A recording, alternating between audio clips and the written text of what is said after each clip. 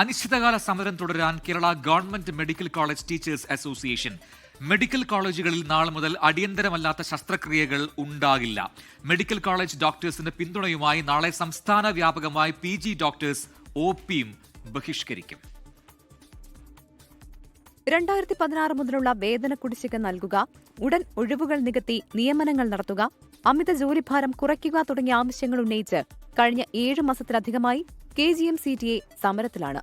ഇതുവരെ ആവശ്യങ്ങൾ പരിഗണിക്കാൻ സർക്കാർ തയ്യാറാകാതെ വന്നതോടെയാണ് സമരം തുടരുന്നത്. OP ബഹിഷ്കരണത്തിന് പിന്നാലെയാണ് നാളെ മുതൽ അടിയന്തരമല്ലാത്ത ശസ്ത്രക്രിയകൾ മുടക്കുന്നത്.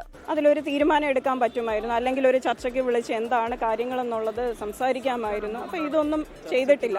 നാളെ മുതൽ അക്കാഡമിക് ബോയ്ക്കോട്ടും OP ബോയ്ക്കോട്ടും നിരാഹാര സമരവും കണ്ടിന്യൂ ചെയ്യുകയാണ്.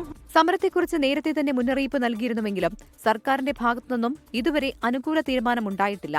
ഭൂരിഭാഗം ഡോക്ടർമാരും സമരം തുടങ്ങിയതോടെ വിവിധ മെഡിക്കൽ കോളേജുകളുടെ പ്രവർത്തനവും നിലച്ച മട്ടിലാണ്.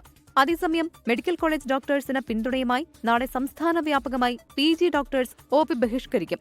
സ്റ്റൈഫൻ പരിഷ്കരണം നടപ്പാക്കാത്തതുന്നയിച്ചാണ് PG ഡോക്ടേഴ്സിന്റെ പ്രതിഷേധം. മെഡിക്കൽ കോളേജ് ഡോക്ടേഴ്സ് അധ്യാപനം ബഹിഷ്കരിച്ചതിനാൽ PG ഡോക്ടേഴ്സിന് ക്ലാസുകളും ലഭിക്കുന്നില്ല. 24 തിരുവനന്തപുരം. ലോകത്തെവിടെയായാലും ഏത് സമയത്തും 24 വാർത്തകളും ഓഗ്മെന്റഡ് റിയാലിറ്റി പാക്കേജുകളും എക്സ്പ്ലെയിനറുകളും വിശദമായി കാണാൻ ഞങ്ങളുടെ YouTube ചാനൽ നിങ്ങൾക്ക് സബ്സ്ക്രൈബ് ചെയ്യാം.